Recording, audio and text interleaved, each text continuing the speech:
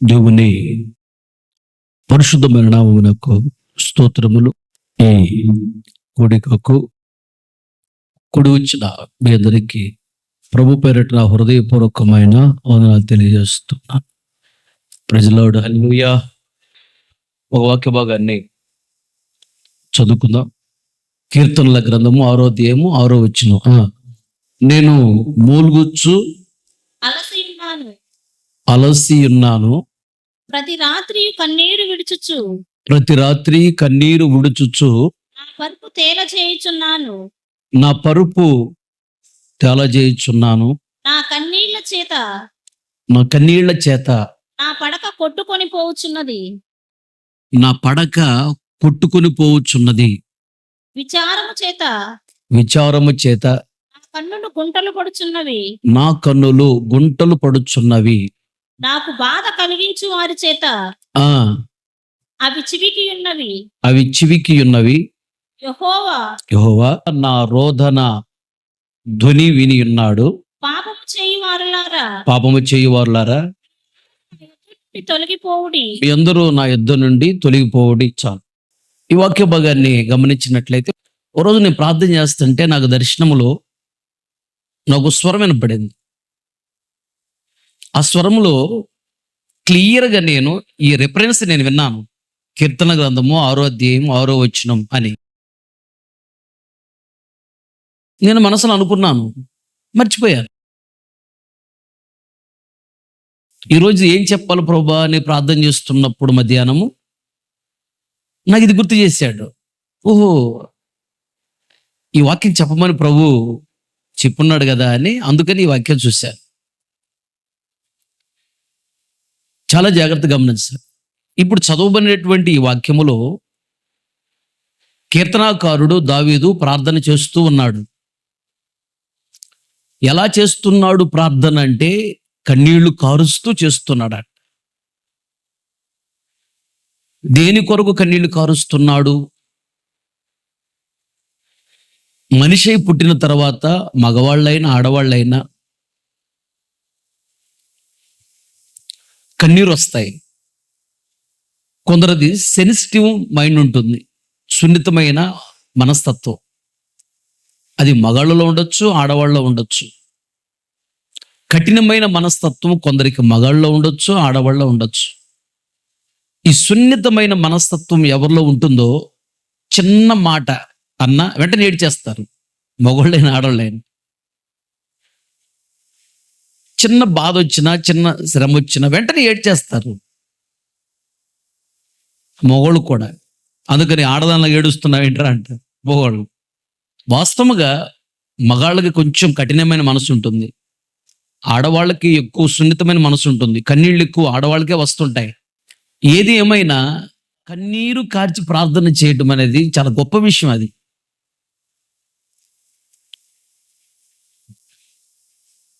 భూలోకంలో కోట్ల రూపాయలు ఉన్నవాడు గొప్పవాడు కాదు దేవుని దృష్టిలో. కేజీలు బంగారం ఉన్నంత మాత్రం గొప్పవాళ్ళు కాదు. ఆస్తులు అంతస్తులు చాలా ఎక్కువ ఉన్నంత మాత్రాన గొప్పవారేం కాదు దేవుని దృష్టిలో. గొప్ప ఐశ్వర్యము, పేరు, బలము, బలగము ఉన్నంత మాత్రాన దేవుని దృష్టిలో గొప్పవాళ్ళు కాదు. దేవుని దృష్టిలో ఎవరు గొప్పవారు అంటే కన్నీరు కార్చి ప్రార్థన చేసేవాళ్లే దేవుని దృష్టిలో గొప్పవారు. ఆమేన్. హల్లెలూయా. కన్నీరు కార్చి ప్రార్థన చేసేవారంటే దేవుడికి చాలా ఇష్టం. భూలోకములో ఆస్తులన్నీ ఒక వ్యక్తి దగ్గర ఉన్నా అతని పరలోక రాజ్యం ఎవడు దేవుడు. భూలోకంలో బంగారం అంతా ఒక వ్యక్తి సంపాదించుకున్నా బంగారాన్ని బట్టి పరలోక రాజ్యం ఎవడు దేవుడు. భూలోకంలో వజ్రాలన్నీ ఒక వ్యక్తి సంపాదించుకున్నా దానిని బట్టి పరలోక రాజ్యం ఎవడు. భూలోకంలో ఉన్న చదువులన్నీ నువ్వు చదివినా దానిని బట్టి పరలోక రాజ్యం ఇవ్వడు. ఒక గొప్ప ఉద్యోగం నువ్వు చేస్తున్నా దానిని బట్టి పరలోక రాజ్యం ఇవ్వడు. పరలోక రాజ్యం ఎవరికి ఇస్తాడు అంటే కన్నీరు కార్చి ప్రార్థన చేసే వాళ్ళకే పరలోక రాజ్యం ఇస్తాడు. కన్నీటి ప్రార్థన చేసే వాళ్ళ ముందు సాతాను నిలబడలేడు. కన్నీటి ప్రార్థన చాలా విలువైనది. కన్నీటి ప్రార్థన చేసే వాళ్ళతో దేవుడు ఉంటాడు. సింహాసనం మీద కూర్చోలేడు, దిగి వస్తాడంతే ఆయన. దీనికి పెద్ద చదువు అవసరం లేదు. ప్రభువుని అడగాలి, దేవా నాకు కన్నీటి ప్రార్థన దయచేయి అని ప్రతిరోజు దేవుణ్ణి అడగాలి. ప్రార్థన అంటే ఏంటి? దేవునికి ఇష్టమైనవి మనలో ఏవి లేవో గుర్తుపట్టి అవి నాకు ఇవ్వు అని అడగటమే ప్రార్థన.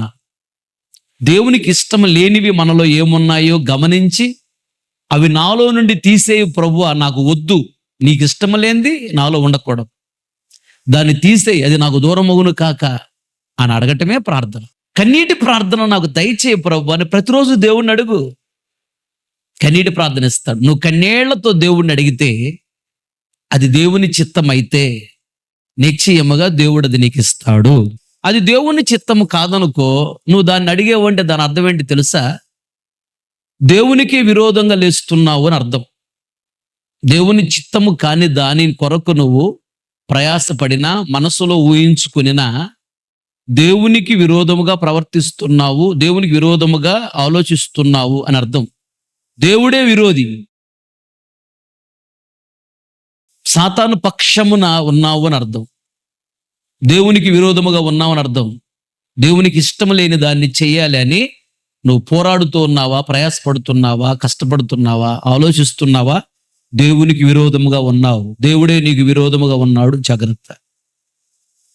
సాతాను పక్షమున సాతానుతో చేతులు కలిపేవని దాని అర్థం. దేవునికి ఇష్టం లేదు అంటే దాని వదిలే.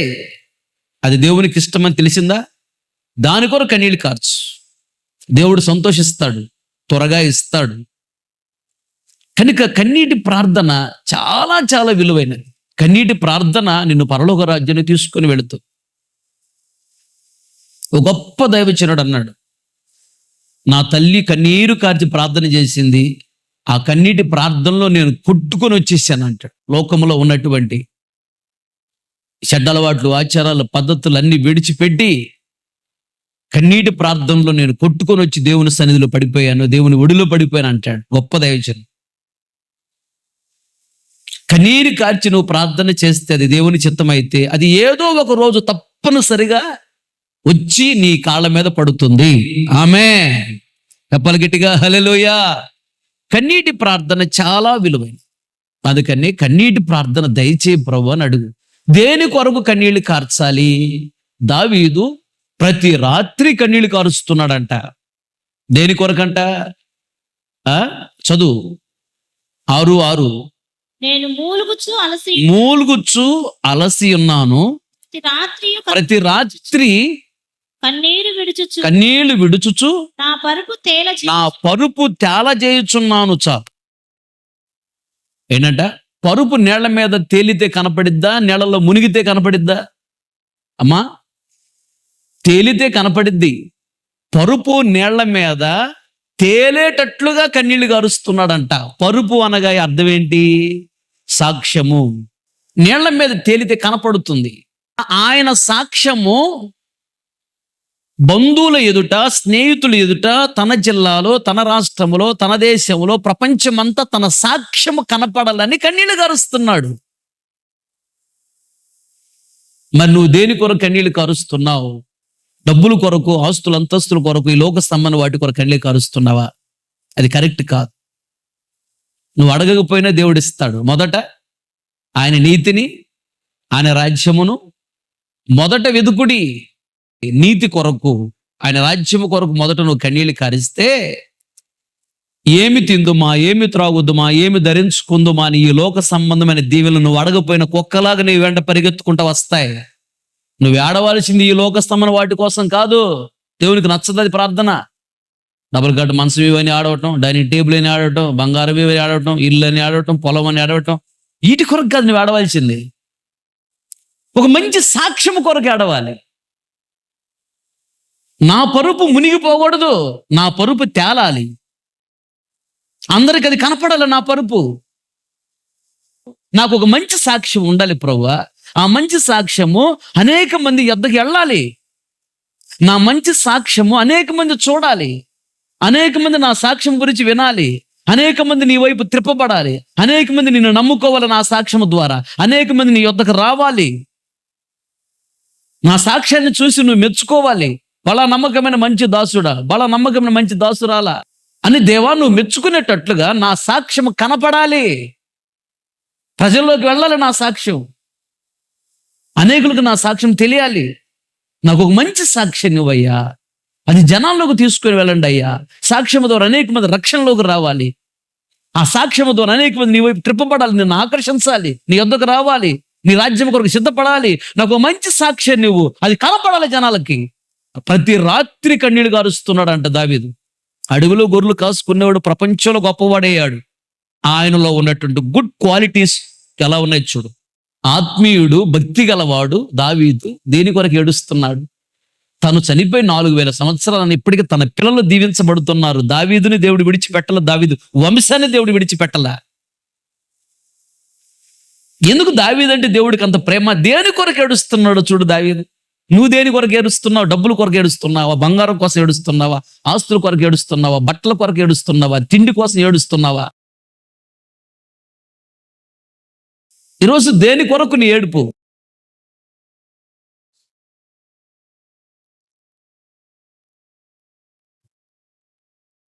నాకు ఒక మంచి సాక్ష్యం ఉండాలి అని ఏడుస్తున్నాడు, అది అనేక మందికి కనపడాలి అని ఏడుస్తున్నాడు. ఈరోజు ఆయన సాక్ష్యము ప్రపంచమంతా వ్యాపించింది. ఈరోజు మనం కూడా చెప్పుకుంటున్నాం కదా, ఆయన ముఖమే మనకు తెలియదు, ఎలా ఉంటాడు కరెక్ట్ తెలియదు. దావీదు సాక్ష్యం గురించి చెప్పుకుంటున్నామా? ఆయన పేర్లు పెట్టుకోవడానికి ఇష్టపడుతున్నాం మనం. ఎలా వచ్చింది ప్రపంచమంతా ఆయన సాక్ష్యం ఎలా వ్యాపించింది అంటే, ప్రతిరోజు కన్నీళ్లు కారుస్తున్నాడంట. పరుపు తేలాలి, పరుపు పైన కనపడాలి, అందరికీ కనపడాలి నా పరుపు, అందరి దగ్గరికి వెళ్ళాలి నా పరుపు, నా పరుపును చూసిన వాళ్ళందరూ నిన్ను నమ్ముకోవాలయ్యా, నా పరుపును చూసిన వాళ్ళందరూ నీ వైపు త్రిప్పబడాలి, నిన్ను ఆకర్షించాలయ్యా, నా పరుపు నన్ను నీ రాజ్యానికి తీసుకురావాలి. పరుపు అంటే సాక్ష్యం. సాక్ష్యం లేకపోతే మోక్ష రాజ్యము లేదు. దీని గురించి ఆలోచించేటప్పుడు ఎదుటి వారి సాక్ష్యం ఎలా ఉంది అనేది చూడగాక, అది నీకు అనవసరం. ఎదుటి వారిలో చెడును చూసేది సాతాను, ఎదుటి వారిలో మంచిని చూసేది దేవుడు. యెహోషువ అనే ప్రధాన యాజకుడు, పెద్ద సేవకుడు, యెహోషువ అనే నాయకుడు కాదు. యెహోషువ నాయకుడు వేరు, యెహోషువ ప్రధాన యాజకుడు, పెద్ద పాస్టర్ గారు ఈయన, ఆయన వేరు ఈయన వేరు.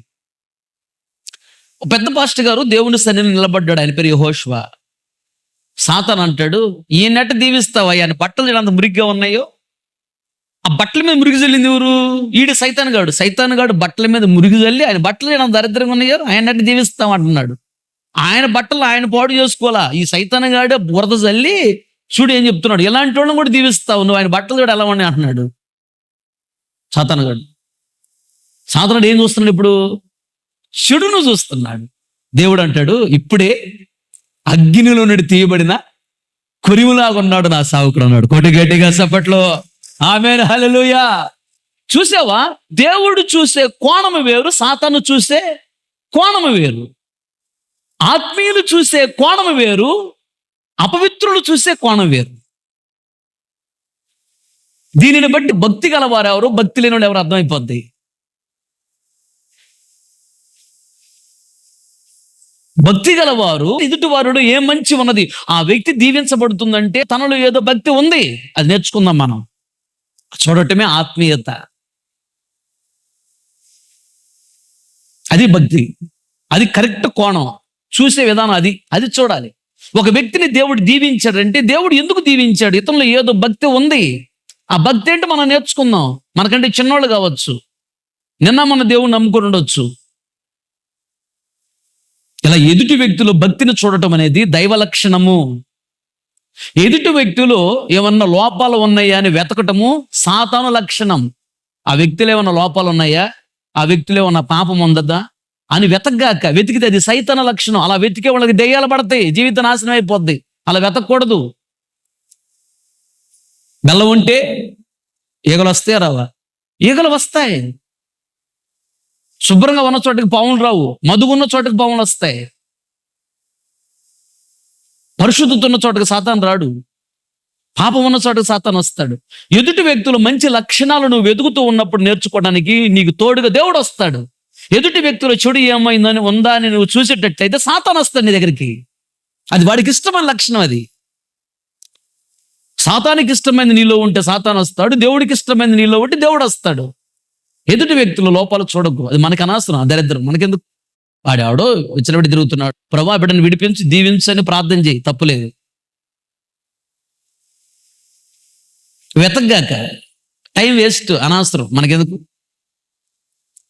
దావీదులు ఇప్పుడు మనం ఏం చూడాలి? ఆయన మంచిని చూడాలి. దావీదులో చెడు కూడా ఉంది, కానీ అతనిలో చెడును దేవుడు చూడలా. అతనిలో ఉన్న మంచిని చూసి దేవుడు దీవించాడు. తన చెడును తను విడిచిపెట్టాడు. చూడండి దావీదు ఎందుకు ఇంత గొప్పవాడయ్యాడు. బైబిల్లో ఎక్కువగా దావీదు గురించే మాట్లాడుతూ ఉంటాడు. చాలా కీర్తనలు ఆయన గురించి ఉన్నాయి. దేవుడికి చాలా ఇష్టమైనటువంటి వాడు దావీదు. ఎందుకు? ప్రతి రాత్రి కన్నీళ్లు కారుస్తున్నాడంట, కళ్ళు గుంటలు పడుతున్నాయి అంట.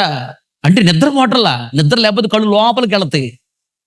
కళ్ళు చుట్టూ నల్లగా వలయం ఏర్పడింది అంటే వాడు సరిగ్గా నిద్రపోవట్లేదని అర్థం.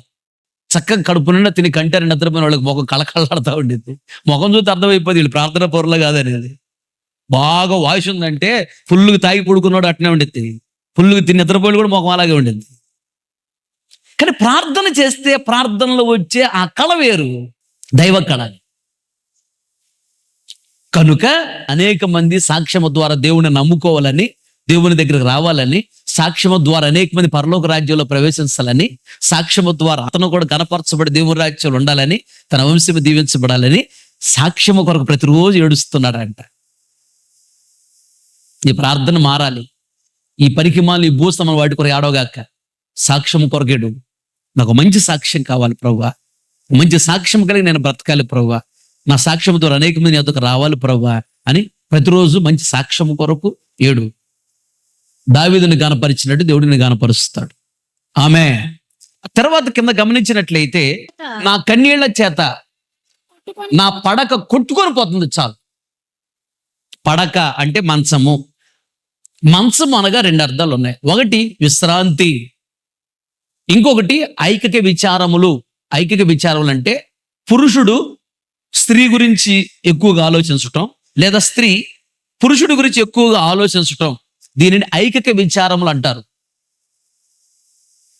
సెక్సువల్ థాట్స్, అక్రమ సంబంధం అని అర్థం. మంచము రెండు విధాలుగా ఉంది దాని అర్థం. ఒకటి విశ్రాంతికి సాదృశ్యం. ఎలీషా వచ్చినప్పుడంట షూనేమిరాలు ఇంట్లో ఏం ఏర్పాటు చేసింది? ఒక మంచం ఏర్పాటు చేసింది. పీట, ఒక బల్ల, మంచము, దీపస్తంభము ఒక రూములో ఏర్పాటు చేసింది. అంటే మంచము విశ్రాంతికి సాదృశ్యం. ఎట్ ద సేమ్ టైం మంచము అనగా ఐకిక విచారములు అనగా అక్రమ సంబంధానికి సాదృశ్యం. ఇక్కడ నా మంచము కొట్టుకొని పోతుంది అన్నాడు దావీదు. అంటే తనలో ఉన్న అక్రమ సంబంధము కొట్టుకొని పోవాలని ఏడ్చాడు దావీదు. ఒకే ఒక విషయంలో తప్పు చేశాడు దావీదు, బత్షెబా విషయంలో. అందుకని ఆ విషయములో భయంకరంగా ఏడ్చాడంట. ఇంకెప్పుడు అలాంటి తప్పు చేయలేదు దావీదు. 51వ కీర్తన అంత అదే, దాని గురించే 51వ కీర్తన రాశాడు దావీదు, ఏడ్చి ఏడ్చి. చాలా విలువైన మాటలు ఉంటాయి అక్కడ 51వ కీర్తనలో. చాలా జాగ్రత్తగా గమనించండి. నా పడక కొట్టుకొని పోతుంది అంటున్నాడు. తన కళ్ళ ముందు కనపడకుండా దూరంగా కొట్టుకొని పోయేటట్టు ఏడ్చాడంట. అక్రమ సంబంధం నాలో ఉండకూడదయ్యా అని ఏడ్చాడంట. నువ్వు మామూలుగా ప్రార్థన చేస్తే పోయేది కాదు ఇది. కన్నీళ్ళు కార్చి ప్రార్థన చేస్తే పోద్ది. అసలు ఆ మనసే ఉండకూడదు. అక్రమ సంబంధం అనే మనసే ఉండకూడదు. పురుషుడు స్త్రీ గురించి ఆలోచించటం, స్త్రీ పురుషుడు గురించి ఆలోచించటం. ఆ మనస్సు వచ్చింది అంటే ఆటోమేటిక్గా క్రియలు జరిగిపోతాయి. ఇక ఆ క్రియ జరగక మునిపే పరాయి పురుషుడి గురించి నేను ఆలోచించకూడదు, పరాయి స్త్రీ గురించి నేను ఆలోచించకూడదు. తీసే ఆ మనస్సు నాకు రాకూడదు ప్రభుని ఆడవాలండి.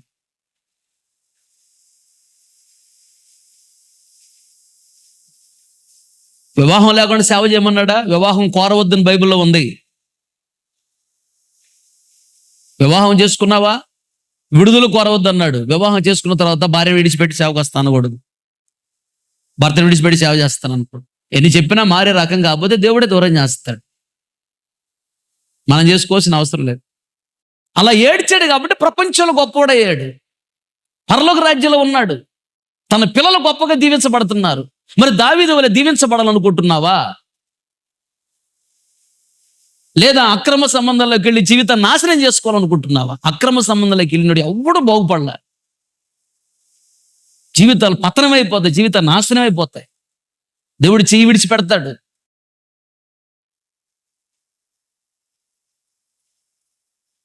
చూడు, దేని కొరకు నువ్వు కన్నీళ్లు కారుస్తున్నావు, దేని కొరకు దుఃఖపడుతున్నావు, దేని కొరకు బాధపడుతున్నావు. ఆమె చూసి అడిగిందంటే చాలు, చచ్చిపోతాన్ని బెదిరించటం. మళ్ళీ నువ్వు చేసి పెద్ద ఘనకార్యానికి పోతే నువ్వే పోతావు నరకానికి. ఎవరిని తీసుకెళ్తావు? ఈ అమ్మాయి నువ్వు ఇలా చేస్తున్నా అడిగితే చచ్చిపోతానని బెదిరించటం. సత్తే నువ్వే నరకానికి పోతావు. కోట్ల సంవత్సరాలు కాలుస్తారు. ఎవడు బాగు చేస్తాడు ఇక నిన్ను? అసలు ఆ మాట రాకూడదు, ఆ మైండ్ రాకూడదు నీకు. నాతాను ప్రవక్త వచ్చి దావీదు దగ్గర నువ్వు చేసి తప్పంటే దావీదు ఏం చేసి తెలుసా? నేను రాజుని ఏది చేసినా సరిపోతుంది, నా ఇష్టం అన్నాడా? లేదు, నేను చేసిన తప్పే అని రాత్రి అంతా ఏడ్చాడండి. దేవుడికి అది నచ్చింది. సౌలు చేసింది పెద్ద తప్పేం కాదు, దైవజనుడు మాట ఇలా. కానీ సౌలుని దేవుడు చెయ్యి విడిచిపెట్టాడండి. కృప దూరం అయిపోయింది, అన్ని పోయినాయి అంట. సావుకుడు మాట వినలా. దావీదు చేసింది పెద్ద తప్పు, కానీ దావీదు కృప పొందుకున్నాడు, తరతరాల దీవెన పొందుకున్నాడు. కారణము, సౌలు కన్నీరు కార్చి ప్రార్థన చేయలేదు, దావీదు కన్నీరు కార్చి ప్రార్థన చేశాడు. కన్నీటి ప్రార్థన దావీదులో ఉంది, సౌలులో కన్నీటి ప్రార్థన లేదు.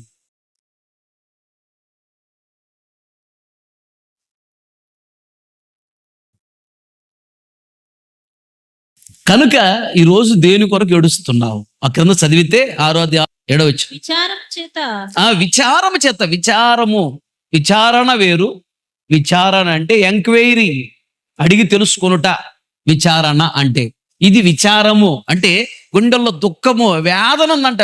కన్నులు గుంటలు పడుచున్న కన్నులు గుంటలు పడుచున్నవంటే కన్ను నిద్ర లేదు, నిద్ర లేకుండా ఏడ్చాడంట. కళ్ళుని లోపలికి వెళ్ళిపోయినాయి అంట.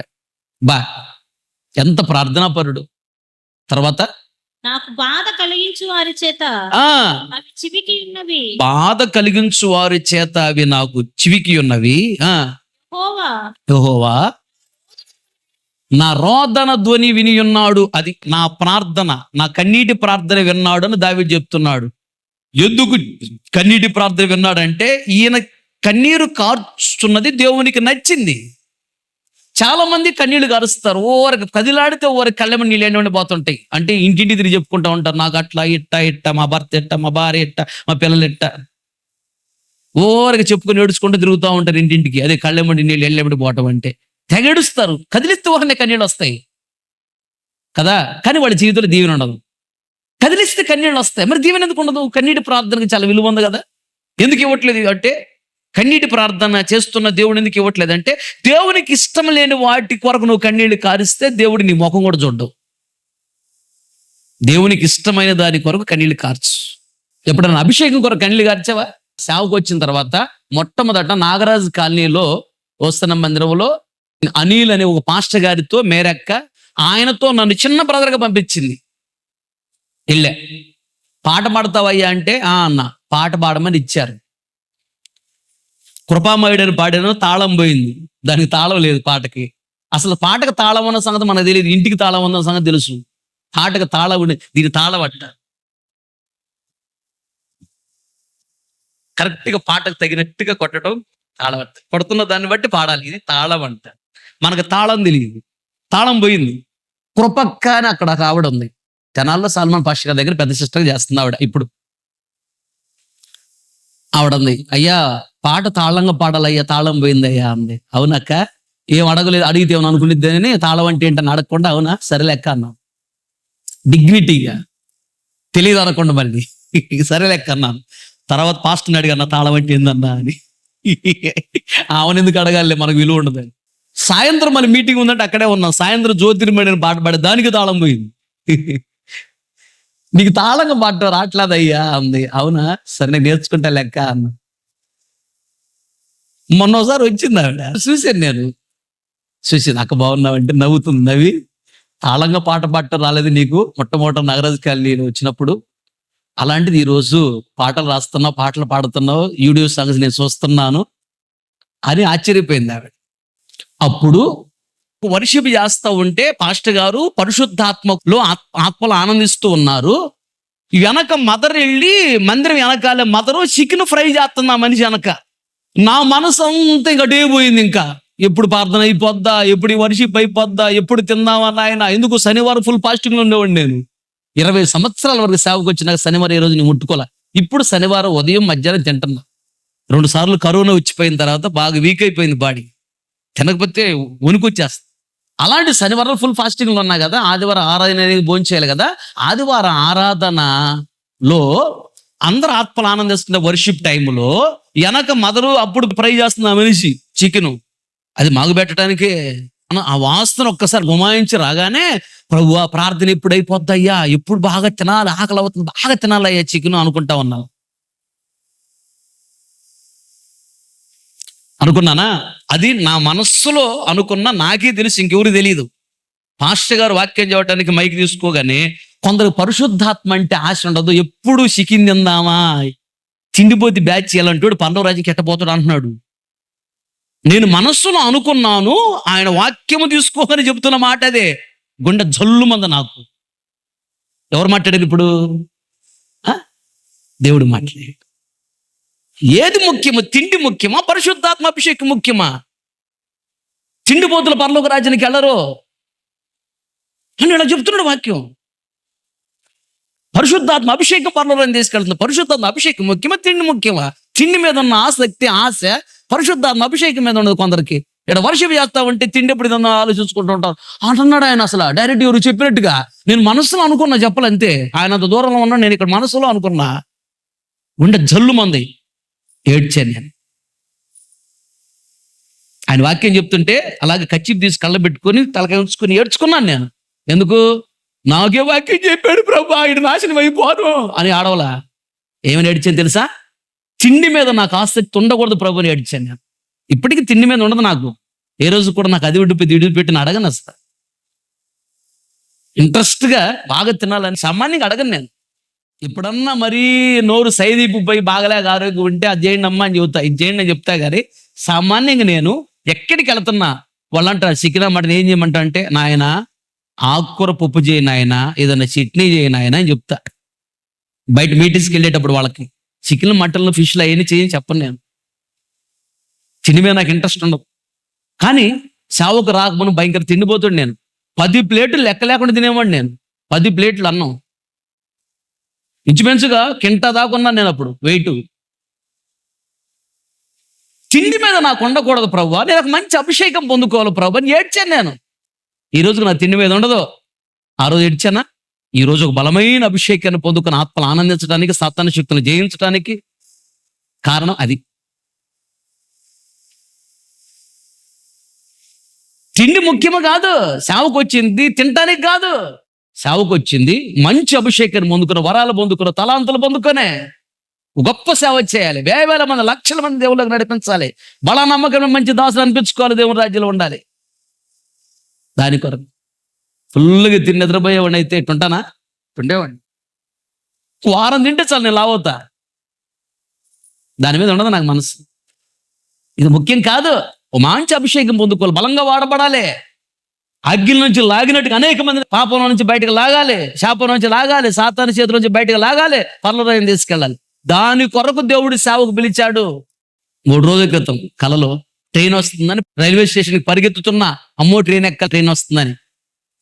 అప్పుడు నాకు అనౌన్స్ చేస్తున్నారు, 2 నిమిషాలు మాత్రమే టైం ఉంది అని అనౌన్స్మెంట్ చేస్తున్నారు. 2 నిమిషాల టైం. ట్రైన్ వస్తుందంటే దేవుని రాకడ సమీపముగా ఉంది అని అర్థం. 2 నిమిషాలేనంట. 2 రోజులు కాదు, 2 గంటలు కాదు, 2 సంవత్సరాలు కాదు, 2 నిమిషాలేనంట దేవుని రాకడ. క్లియర్గా ప్రభు దర్శనంలో నాకు చెప్పాడు. మరి పరలోక రాజ్యానికి వెళ్ళగలవా? ఆ అభిషేకం ఉందా? మందిరానికి వచ్చింది ఎందుకు? అభిషేకం పొందుకుని పరలోక రాజ్యానికి వెళ్ళటానికి, పరిశుద్ధంగా బ్రతికి పరలోక రాజ్యానికి వెళ్ళటానికి. సేవకు వచ్చింది అందుకు, జీవితాన్ని కాపాడుకోవటానికి, అనేక జీవితాలను కాపాడటానికి సేవకు వచ్చింది. నీ కాన్సన్ట్రేషన్, ఏకాగ్రత దేని మీద ఉంది? గురి దేని మీద ఉంది? గురి మళ్ళీపోయిందా? దేని మీద మన గోల్, దేని మీద మన టార్గెట్? మంచి అభిషేకం పొందాలి. పోటీ. ఇక్కడికి వచ్చి ప్రభువులో ఇక్కడ కూర్చుంటాడే ఒక పాస్టర్ గారు, మోషే పాస్టర్ గారు, ట్రైనింగ్లో అభిషేకం పొందుకున్నాడు ఆయన. అప్పుడు నాకు అభిషేకం రాలా, ఆయన నాకంటే ముందు అభిషేకం పొందుకున్నాడు. ఏదో మాట్లాడుతూ ఉంటే జానపేటన్న అభిషేకం పొందుకున్నామన్నాడు. ట్రైనింగ్ అయిపోయింది, 4 రోజులు. పొందలేదు మోషే అన్నాను. ఆ గుండెల్లో పాపం ఉంటే అభిషేకంకి వచ్చిందని అన్నాను డైరెక్ట్గా.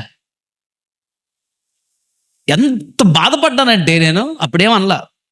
మోకరించి తర్వాత బాక్స్ సాటికి వెళ్ళి ఏడ్చుకుంటా ప్రార్థన చేశా. ప్రభా నాకెందుకు అభిషేకం ఇవ్వవు? నాలో ఏం పొరపాటు చూపించి సరి చేసుకుంటాను. ఆయన ఏడ్చాను నేను. ఆయనకన్నా ఎక్కువ అభిషేకం పొందుకున్నా ఇప్పుడు. ఆయనకన్నా ఎక్కువ వరాలు తలాంతా పొందుకొని ఆయనకన్నా బలంగా వాడబడుతున్నా ఇప్పుడు నేను. రోషం ఉండాలి. రోషంగా తీసుకున్నా ఆ రోజు. నాకు అభిషేకం లేదని నన్ను ఇట్లా మాట్లాడతావా? చూడు, నీకన్నా ఎక్కువ అభిషేకం ముందుకు చూపిస్తా చూడు. ఇది రోషం అంటే.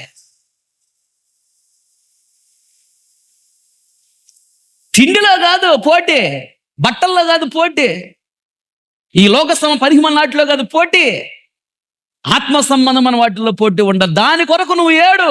దేని కొరకు ఏడుస్తున్నావు?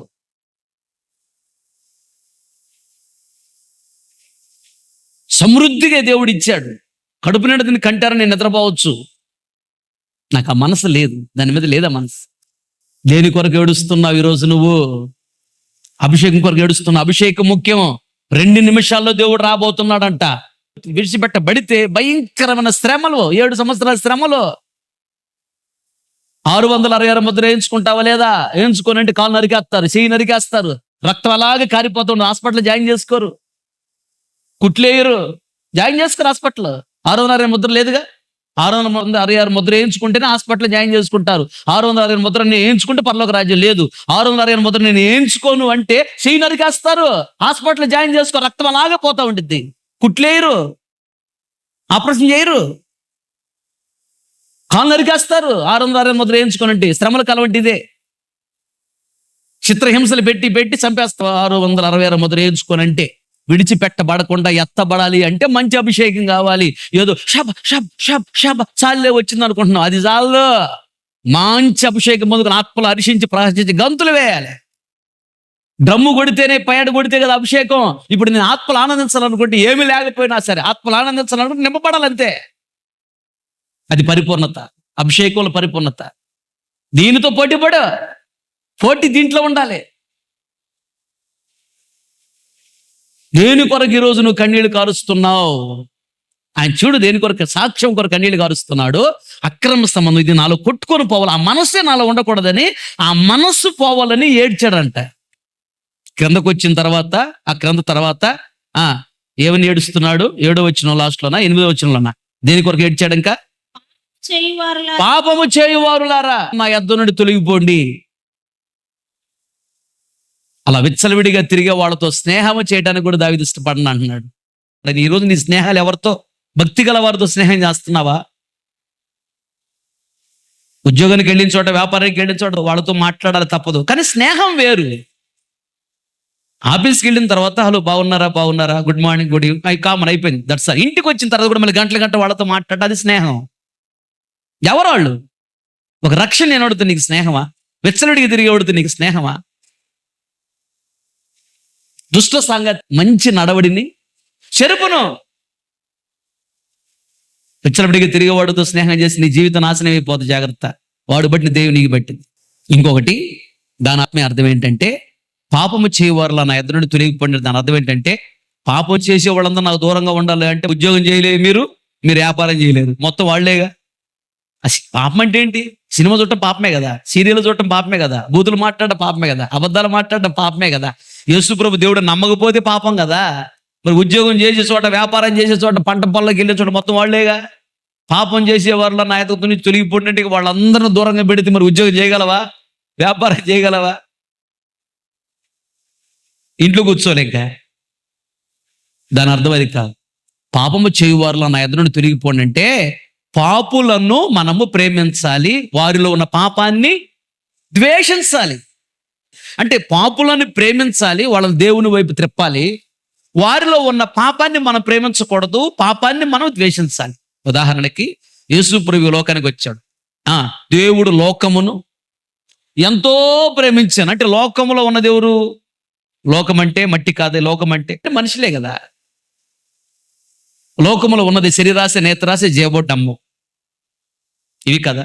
లోకములో ఉన్న లోకస్తుల్లో ఉంది ఇవి. అయితే లోకములో ఉన్న మనుషులందరూ యేసు ప్రభు భూమి మీదకి రాక మునుపు నీతిమంతుడు లేడు, ఒక్కడును లేడు. యేసయ్య రాక మునుపు, యేసయ్య వచ్చిన తర్వాత, యేసు రక్తములో కడగబడిన తరువాత నీతిమంతులు ఉన్నారు. యేసు రక్తము చేత నీతిమంతులుగా మార్చబడుతున్నారు. పాత నిబంధన కాలంలో యేసు ప్రభు భూమి మీద రాక మునుపు నీతిమంతుడు లేడు, ఒక్కడును లేడు. యేసు ప్రభు భూమి మీదకి వచ్చిన తరువాత యేసు రక్తములో ఎవరైతే కడుగబడ్డారో వాళ్ళు నీతిమంతులుగా మార్చబడ్డారు, పరిపూర్ణమైన నీతిమంతులు. మరి అబ్రహాము దేవుడిని నమ్మిన నీతికి ఎంచబడింది కదా, అది పరిపూర్ణమైన నీతి కాదు. యేసు రక్తములో కడగబడిన తర్వాతనే పరిపూర్ణమైన నీతి స్టార్ట్ అయింది. అప్పటికే యోసేపు ఉన్నాడు కదా, పరిశుద్ధుడే కదా, డానియేలు ఉన్నాడు కదా అనొచ్చు. ఆలోచన నీకు వచ్చిందో రాలేదు. యేసు ప్రభు రాకమునిపై ఉన్నారు కదా, వాళ్ళు పరిపూర్ణమైన పరిశుద్ధులు కాదు. అందుకని చనిపోయినప్పుడు వాళ్ళందరూ ఎక్కడున్నారు? పాతాళములో దావీదు, యోసేపు, డానియేలు, సమూయేలు ఎక్కడున్నారు? పాతాళములో సాతాను హ్యాండ్ ఓవర్ లో ఉన్నారు. అంటే పరిపూర్ణమైన పరిశుద్ధత వాళ్ళకి రాలా.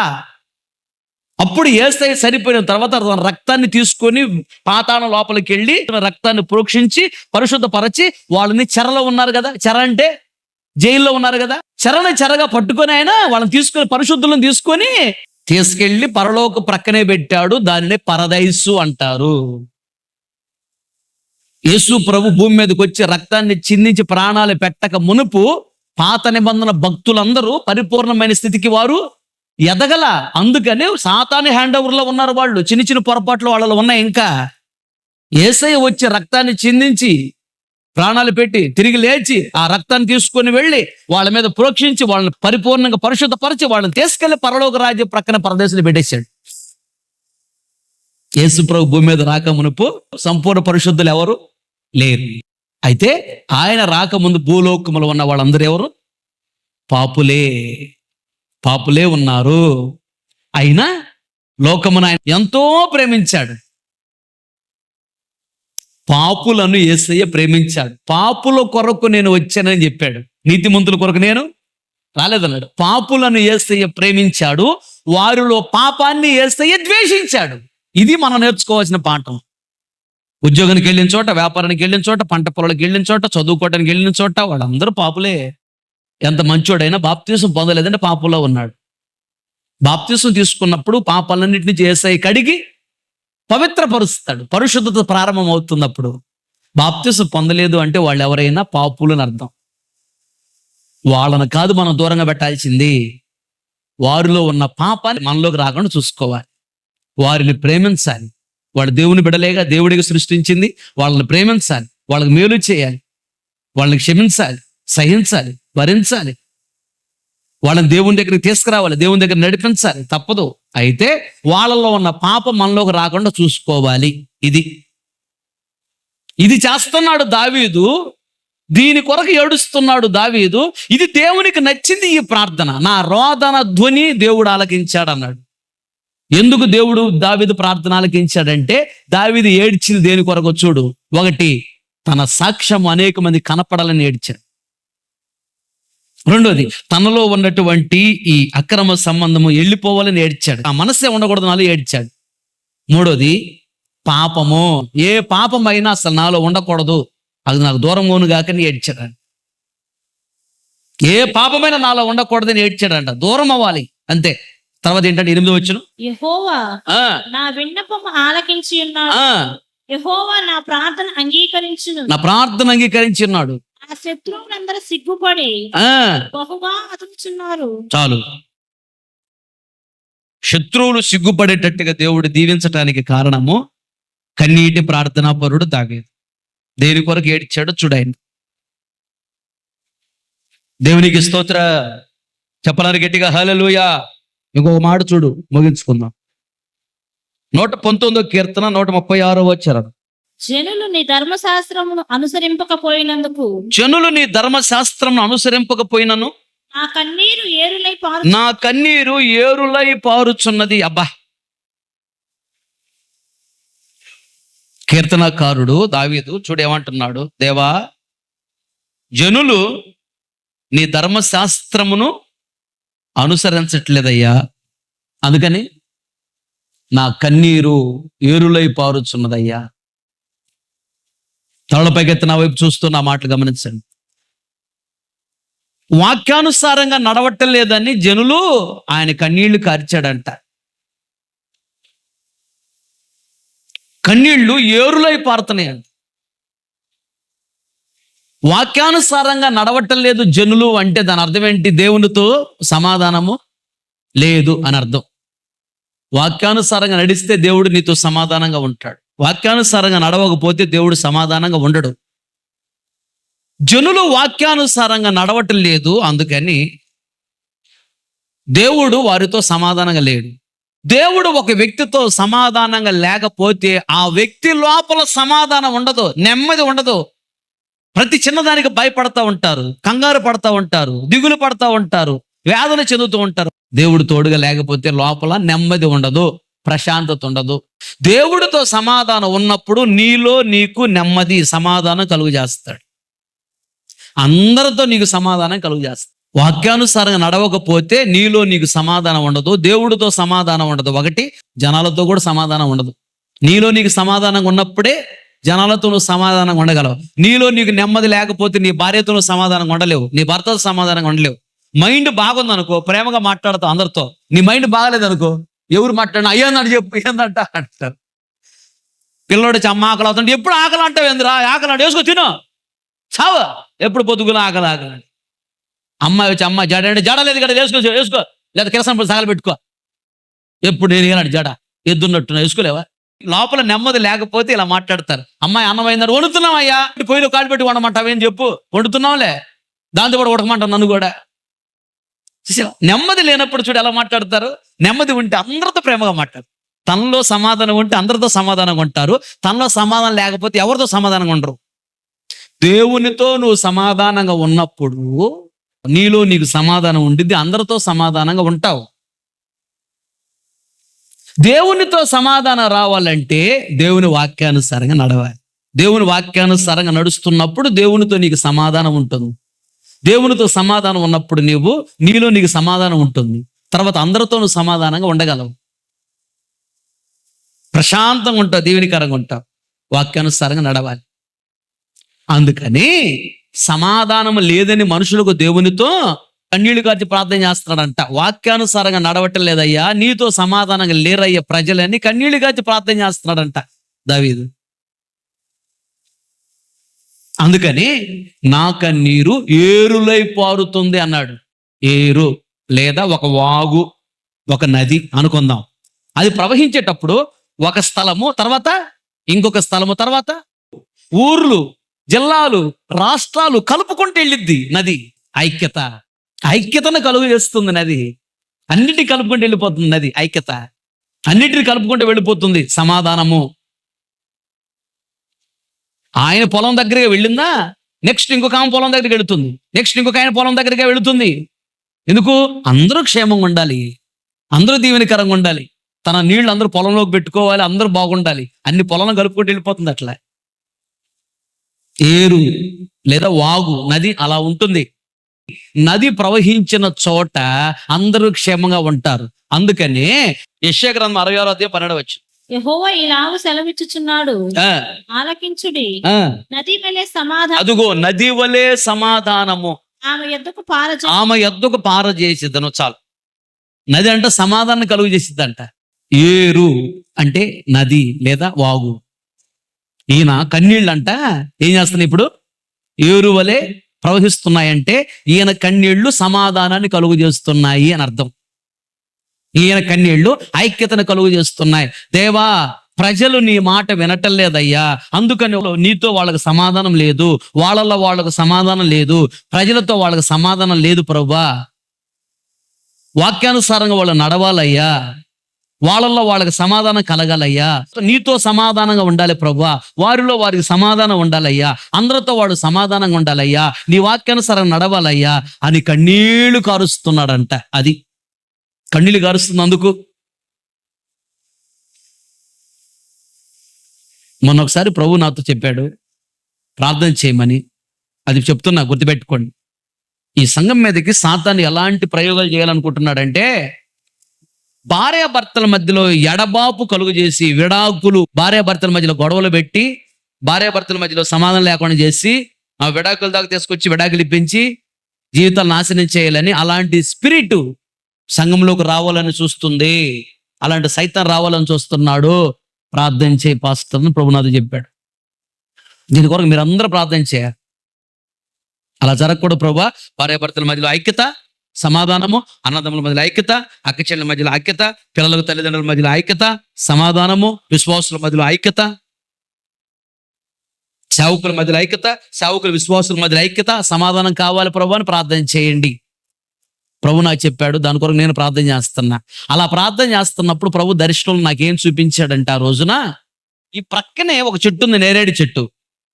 ఆ చెట్టు కాయలన్నీ బాగా గుత్తులు గుత్తులు వచ్చున్నాయి.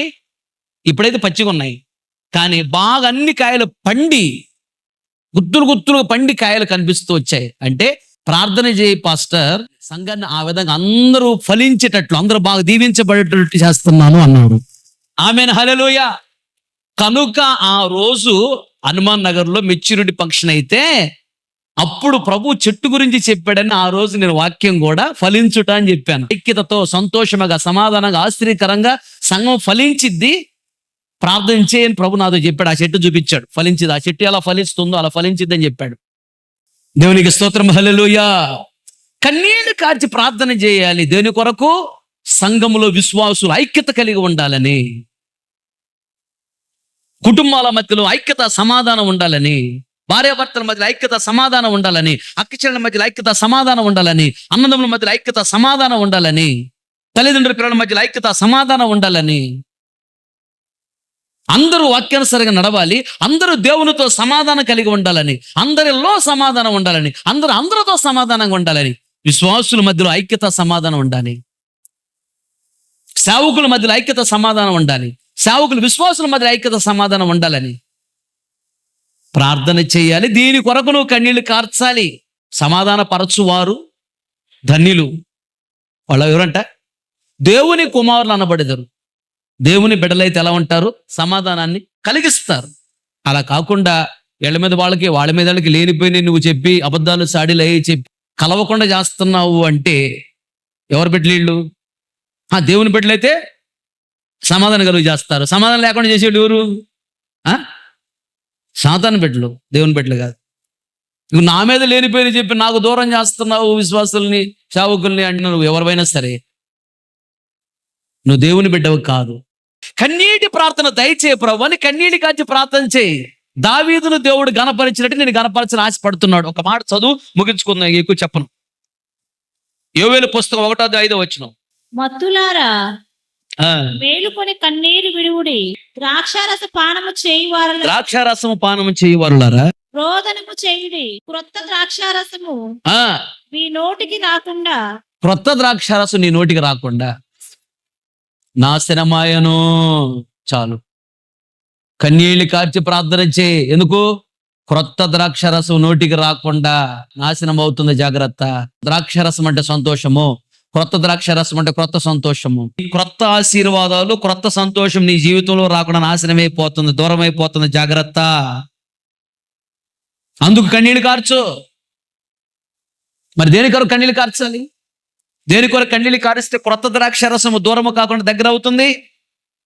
మత్తు కొరకు కన్నీళ్లు కార్చాలి. మత్తు ఉండకూడదయ్యా అని, నేను మత్తులో పడకూడదు ప్రభు అని కన్నీళ్లు కార్చాలంట. ఏంటి మత్తు? సిగరెట్ మత్తు, పానుపరాగు మత్తు, మందు మత్తు, చుట్ట మత్తు, నిద్ర మత్తు, తిండి మత్తు, స్త్రీ మత్తు, పురుషుడు మత్తు. ఇవే మత్తు పదార్థాలు. రాజకీయ మత్తు. ఈ మత్తులో పడకుండా చూసుకో. ఒక గొప్ప దైవజనుడు చెప్పాడు, రాత్రి కడుపు నుండి అన్నం తిన్నవాడు పల్లవరాజున బోరంట. రాత్రి కడుపు నుండి అన్నం తిన్నవాడు సేవకు పనికిరాడని చెప్పాడు. వసన మినిస్టర్లు యోహాన్ పాస్టర్ గారు అనే గొప్ప దైవజనుడు, పరిశుద్ధుడు, భక్తి గలవాడు, మంచి ప్రార్థన పరుడు, కన్నీటి ప్రార్థన పరుడు, భక్తి గల దైవజనుడు యోహాన్ అన్న. సమర్పించుకొని మ్యారేజ్ లేకుండా సేవ చేసి చనిపోయి పల్లవరాజుకి వెళ్ళిపోయాడు. గొప్ప దైవజనుడు. నంద్యాలలో ఆయన సేవ చేస్తున్నప్పుడు ఆయన బ్రాంచ్లో డోన్లో నేను బ్రదర్ని కొత్తగా సేవకు వచ్చా. ఆయనకి ఒకరోజు పీటర్ భోజనం చేసిన సిస్టర్ల దగ్గరికి వెళ్ళి అన్నాడు, అక్క భోజనం అంటే అన్నగంటేనే బయట పెట్టారు టేబుల్ మీద, తీసుకుని వచ్చా. భోజనం పెడుతుంటే ఇంత అన్నం కొంచెం కూర. చూసా, అన్న ఏంటన్నా ఇంత తక్కువ అన్నం తిన్నారు అన్నాను నేను. అప్పుడు కొత్తగా సేవకు వచ్చాం, 10 ప్లేట్లు లెక్క లేకుండా తింటాం మనం. అన్న సేవ చేయాలంటే శక్తి కావాలి కదన్నా, కొంచెం ఏదన్నారు ఏంటన్నా, ఇంకొంచెం తినండి అన్నా అన్నాను. అప్పుడు అన్నాడు, బ్రదర్ రాత్రి కడుపుండి అన్నదన్న సేవకు పనికిరాడు, వాడు పరలోక రాజ్యానికి వెళ్ళడు అన్నాడు. గుండె జల్లు మందు ఆ మాటకి. ఆయన గొడ్డలతో నరికినట్టు మాట్లాడతాడు. నాకు దడబుట్టింది ఆ మాటకి. కొత్తగా సేవకు వచ్చాను, అన్న అర్థం కాలేదన్నా అన్నాను. అర్థం కాకపోవడానికి ఏముంది బ్రదర్, రాత్రి కడుపు నిండా అన్నం తింటే ఉదయాన్నే నువ్వు లేచి ప్రార్థన చేయలేవు. ఎందుకు? మత్తుగా ఉండిద్ది, తిండి మత్తుగా ఉండిద్ది, ప్రార్థన నడవదు. ఇక నిద్ర అనిపిస్తుంది, నిద్రపోతావు. నిద్రపోయేవారు ప్రార్థన చేయలేదు అంటే ఆ రోజు నువ్వు ఆలోచనలో పాపంలో పడిపోతావు, తర్వాత క్రియల్లో పాపంలో పడిపోతావు, సాతాను దగ్గర అవుతాడు. ఇంకెక్కడ నువ్వు ఇంకో ప్రార్థన చేసేది, ఇంకెక్కడ నువ్వు పర్వతానికి వెళ్ళేది, ఇంకెక్కడ సాతాన్ని జయించేది? రాత్రి కడుపు నిండా అన్నం తినకూడదు అన్నాడు. ఆ రోజు నుండి ఈ రోజు వరకు ఏ రోజు నేను నైట్ కడుపు నిండా అన్నం తినను. అసలు నైట్ పెరుగు తిన్నాం. మధ్యాహ్నం పూట కొంచెం ఇంత స్టీలు కప్పులో పంపిస్తారు పెరుగు, నాకు ఇంత చిన్న దాంట్లో. నేనే చెప్పాను పంపించమని. దాంట్లో సగవేదంట మళ్ళీ నేను ఇంత వేసుకుంటే పెరుగు. ఎక్కువ తిన్నాం. నైట్ ఏ రోజు ఇదిగో ఇంత పెరుగు వేసుకొని ఇంత అన్నం ఎప్పుడు తినలా నేను. తిండి కోసం రాలేదు మనం. పెరుగు అసలు మత్తు, పెరుగు తినకూడదు అసలు. పెరుగు తింటే వాతం, పెరుగు తింటే వేడి చేసేది, పెరుగు నష్టం కలుగు చేసేది. అసలు నైటే తినకూడదు. సేవ చేయాలి అనే వాళ్ళ యొక్క అది పుట్టగానే ఉల్లిపువ్వు మల్లెపువ్వు తెలిసిపోద్దంట. సేవలో అడుగు పెట్టగానే లేదా ఒక విశ్వాసులు చూడగానే రాబోయే దినాలు వీళ్ళు గొప్ప వాళ్ళు అవుతారు, ఎలాంటి వాళ్ళు అవుతారు క్లియర్గా అర్థమైపోద్ది. మన దేని కొరకు వచ్చే మన దర్శనం ఏంటి? తిండిపోతు పోయిన ఎడల కత్తి పెట్టుకు గొంతుకు అన్నాడు దేవుడు, అనలేదా? కత్తి అంటే కత్తి పెట్టి కోస్తే చచ్చిపోవటమే కదా. పిల్లల్ని సేవకు పంపించినప్పుడు పిల్లలు లావు అయిందా, అబ్బాయి లావు అయ్యాడా, ఈగా నువ్వు చూడాల్సిందే. వచ్చినప్పుడు ఎలా ఉన్నారు, ఈ రోజు ఎలా ఉన్నారు, మంచి అభిషేకం పొందుకున్నారా, వరాలు పొందుకున్నారా, తలాంతులు పొందుకున్నారా, ఆత్మీయ జీవితంలో బాగా ఎదిగారా, ఇది నువ్వు చూడాలి. దానికోసం నువ్వు ప్రార్థన చేయాలి. పిల్లలు కంకిపోయారే, మొక్కజొన్న కంటిలాగా వచ్చారు, ఇప్పుడేమో ఈగలాగా వచ్చారు, ఇప్పుడేమో కందిరీగలా వచ్చారు, ఇప్పుడు దోమ అయిపోయారు. ఈ కాదు నువ్వు చూడాల్సింది. ఆత్మీయులు చూడరు. తిండి మత్తు ఉండకూడదు నీకు, నిద్ర మత్తు ఉండకూడదు. 24 గంటలు నిద్రపోతే ఇంకేంటి నువ్వు చేసే సేవ? రాత్రి ఫుల్గా తింటే ఉదయం ఫుల్గా నిద్రపోతే ఇంకేడ సేవ చేస్తావు? నేను పడుకునేది 2ంటికి, 2 నిద్ర పట్టదు. ఎందుకు? డైలీ కోటాలు ఉంటాయి, 3-5, 4-5. మళ్ళీ ఉదయాన్నే మళ్ళీ 6ంటికల్లా లేచి ప్రార్థనలో ఉండాలి. ప్రార్థనలో ఉండకపోతే మళ్ళీ దెయ్యాలు విజృంభిస్తాయి, జీవితం పాడైపోద్ది. సేవ చేయలే మనసు ఉండదు, సేవ విడిచిపెట్టి విచ్చలబడి తిరగాలనిపించింది. సేవ చేయబుద్ధి కాదు. మోకరించండి, ప్రార్థన చేసుకుంది. ప్రేమగల తండ్రి, జోమగల యేసయ్య, సర్వశక్తి కనికరం గల దేవా, స్తోత్రం. ఎంతైనా నమ్మదైన దేవుడవ కదా. రాత్రికాల సమయంలో ఆత్మస్వరూపిగా మమ్మది దిగి వచ్చి విదాసుడిగా నన్ను మరుగుపరచి సంగముతో బహుతేటగా సూటిగా హెచ్చరిస్తూ మీరు మాట్లాడేందుకు స్తోత్రాలు చెల్లిస్తున్నా. కన్నీటి ప్రార్థన ఎంత విలువైనదో, దేని కొరకు మేము కన్నీళ్ళు కార్చాలి, దేని కొరకు కన్నీళ్ళు కార్చకూడదో ప్రభువా బహుతేటగా మీరు మాట్లాడుతూ వచ్చారు. దావీదు జీవితాన్ని మా ముందు నుంచి బహుతేటగా మీరు మాట్లాడారయ్యా. దావీదైతే ప్రతి రాత్రి కన్నీళ్లు కారుస్తున్నాడు. తన పరుపు మునిగిపోకూడదు, తన పరుపు తేలాలని, అది అందరికీ కనపడాలని, తనలో ఒక మంచి సాక్ష్యం ఉండాలని, ఆ సాక్ష్యం అందరికీ కనపడాలని, సాక్ష్యాన్ని చూసిన వారు, సాక్ష్యాన్ని విన్నవారు దేవా నీ యొద్దకు రావాలని, నీ వైపు తిప్పబడాలని, ఆకర్షించాలని, నీ రాజ్యాన్ని సిద్ధపరచబడాలని, ఒక మంచి సాక్ష్యము కొరకు దావీదు కన్నీళ్లు కారుస్తున్నాడని మీరు మాకు తెలియజేశారు. దేవా తన పడక కొట్టుకొని పోవాలని కన్నీళ్లు కారుస్తున్నాడని తెలియజేశారు. అనగా అక్రమ సంబంధం తనలో ఉండకూడదని, ఆ మనసే తనలో ఉండకూడదని, దాని కొరకు కన్నీళ్లు కారుస్తున్నాడని, అలా కన్నీళ్లు కార్చాలని తెలియజేసినందుకు స్తోత్రం. పాపము చేయవారులారా నా యొద్ద నుండి తొలగిపోండి అని కన్నీళ్లు కారుస్తున్నాడు, అలా మాట్లాడుతున్నాడు. అనగా పాపము, అది ఏ పాపమైనా తనలో ఉండకూడదని అతను కన్నీళ్లు కారుస్తున్నాడని మీరు మాకు తెలియజేశారు. అలాగే ప్రభువా ఇంకొక విషయం కూడా, ప్రజలు దేవా నీ బిడ్డలు నీ ధర్మశాస్త్రం అనుసరించి నడవటం లేదని, నీతో సమాధాన ఐక్యత లేదని, వారిలో వారికి సమాధానం లేదని, ప్రజలతో వాళ్ళకి ఇంకెవరికి సమాధానం లేదు, ఐక్యత లేదని, వాళ్ళందరూ సమాధానం ఐక్యత కలిగి ఉండాలని, నీతో ఐక్యత సమాధానం ఉండాలని, వారిలో వారికి సమాధానం ఉండాలని, వారందరితో సమాధానంగా ఉండాలని, దాని కొరకు దావీదు కన్నీళ్లు కార్చడం మీరు తెలియజేస్తూ వచ్చారు. ప్రపంచంలో దావీదు గొప్పవాడు కావటానికి కారణం, తన వంశం గొప్పగా దీవించబడటానికి కారణము, తనలో ఉన్న గుడ్ క్వాలిటీస్, మంచి లక్షణాలు ఏంటి మీరు మాకు నేర్పించారయ్యా, నీకు స్తోత్ర. ఏ విధంగా నది ఒక ఊరు నుంచి ఇంకొక ఊరు, ఇంకొక ఊరు నుంచి ఇంకొక మండలానికి, ఆ మండలం నుంచి ఇంకొక జిల్లాకి, ఇంకొక రాష్ట్రానికి ఏ విధంగా వీటన్నింటి కలుపుకుంటూ ఐక్యత సమాధానంతో వెళ్ళిపోతుందో, అన్నిటితో సమాధానంగా ఉంటుంది, అన్నిటితో ఐక్యత కలిగి ఉంటుంది నది. అలాగే అందరూ సమాధానంగా ఉండాలి, అందరూ ఐక్యత కలిగి ఉండాలని కన్నీరు కార్చి ప్రార్థన చేస్తున్నాడని, ఆయన కన్నీటిలో ఉన్నటువంటి దాగి ఉన్న సత్యం ఏంటి మీరు మాకు బయలుపరుస్తూ వచ్చారయ్యా దేవా, నీకు స్తోత్రం స్తోత్రం. సంఘ క్షేమము కొరకు, సేవకుల క్షేమము కొరకు, సంఘములు అందరూ కుటుంబాలు ఐక్యత సమాధానం కలిగి ఉండాలని, అలాగే దేవా సంఘములో విశ్వాసులు సేవకులు అందరూ ఐక్యత కలిగి సమాధానంగా ఉండాలని ప్రార్థన చేయాలి కన్నీళ్ళు కార్చి. సంఘములో ఐక్యతను సమాధానం చెడగొట్టకూడదని, సేవకుల మీద ఐక్యతను సమాధానం చెడగొట్టకూడదని, సేవకులు విశ్వాసం మీద ఐక్యత సమాధానాన్ని చెడగొట్టకూడదని, అది సాతాను చేసే పని అని, అలా చేయకూడదని, దాని కొరకు కాదు, సమాధానం కొరకు, ఐక్యత కొరకు కన్నీళ్లు కార్చాలని మీరు మాకు నేర్పించినందుకు స్తోత్రం. అలాంటి వాళ్ళు దావీదు వలె గొప్పగా దీవించబడతారని మీరు మాకు నేర్పించినందుకు స్తోత్రాలు చెల్లిస్తూ, మూడోదిగా మత్తులారా మేల్కొనుడి, కన్నీరు కార్చుడి అంటున్నారు. నిద్రమత్తు ఉండకూడదు, నిద్రకి ఎక్కువ విలువ ఇవ్వకూడదు, తిండి మత్తు, తిండి మెత్తి మనసు ఎక్కువ ఉండకూడదని, తిండిపోతులేని ఎడల గొంతు కత్తి పెట్టుకోవాలని, కత్తి అనగా చంపటం, తిండిని చంపాలని, ఆ తిండి మత్తు నాలో ఉండకూడదు, నిద్ర మత్తు నాలో ఉండకూడదు, డబ్బు మీద మత్తు ఉండకూడదు, సిగరెట్, పానప్రాగ, చుట్టలు, బీడీలు, సినిమాలు, సీరియల్ అనే ఈ మత్తు ఉండకూడదని ప్రార్థన చేసుకోవాలని కన్నీళ్లు కార్చని మీరు మాకు నేర్పించినందుకు స్తోత్రం. దేవా కృప చూపించండి. తీర్మానం చేసుకుని బిడ్డల తీర్మానం స్థిరపరచండి, విశ్వాసుల బలపరచండి, నిరీక్షణ స్థిరపరచండి, కన్నీటి ప్రార్థన పరులుగా మార్చండి, ఆత్మ పరులుగా మార్చండి, విశ్వాస వీరులుగా మార్చండి, సత్యాసక్తి, త్యాగం, సమర్పణ జీవితం అనుగ్రహించండి.